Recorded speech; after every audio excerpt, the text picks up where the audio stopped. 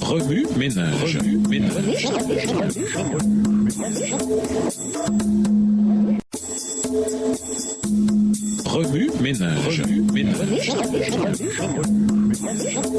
Bienvenue dans votre émission. Remue ménage. Nous voilà à la leçon de mercredi. Invité. Qui vous a créé? Avant que Jésus se lance dans sa mission, Dieu attesta son identité. Au moment où Jésus sortait de l'eau, il vit le ciel s'ouvrir et l'Esprit Saint descendre sur lui comme une colombe. Et une voix se fit entendre du ciel. « Tu es mon Fils bien-aimé, je mets en toi toute ma joie. » Marc 1, les versets 10 et 11. Dès qu'il fut baptisé, Jésus se retira dans le désert pendant 40 jours pour jeûner et prier. Après quoi, l'angle d'attaque du diable fut l'identité de Jésus. « Si tu es le Fils de Dieu », Matthieu 4, le verset 6. Toutes ces attaques contre son identité, cependant, n'éloignèrent pas Jésus de sa mission. À une requête de tenir le rôle de médiateur entre deux frères, Luc 12, versets 13 et 14, il répondit par la question suivante. « Mon ami, qui m'a établi pour juger vos affaires ou partager vos biens ?» Aussi noble ou urgente qu'eût été la cause de l'homme, la mission de Jésus n'était pas déterminée par les circonstances qui l'entouraient. Son identité en Dieu était enracinée tellement solidement qu'il ne confondait pas les urgences d'autrui avec sa mission. Finalement, il rejeta les tentatives de la société de le définir.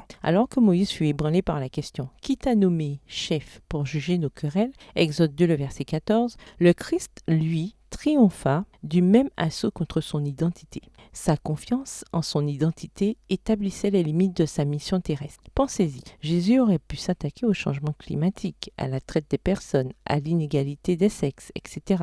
Ces causes sont toutes importantes et le corps des Écritures atteste que Dieu se préoccupe de chacune d'elles. Mais elles ne tombaient pas dans le champ d'application immédiat de la mission du Christ sur la terre. Ainsi, alors que nous trouvons des indices dans ses enseignements et son comportement de ce qu'il aurait dit sur ces questions, sachant que Jésus ne fit pas de ces choses le thème de son sermon sur la montagne. Sachant qui il était et qu'il n'avait rien à prouver à personne, il poursuivit sa mission. Remue ménage, méditez de nouveau sur Acte 7, les versets 20 à 36. Où voyez-vous Jésus dans ce passage? En quoi Jésus est-il comme Moïse et en quoi est-il différent de lui? En quoi voyez-vous Jésus différemment ou le voyez-vous de nouveau? Prière. Comment réagissez-vous en voyant Jésus de cette manière? Au revoir. Et à demain si Dieu veut.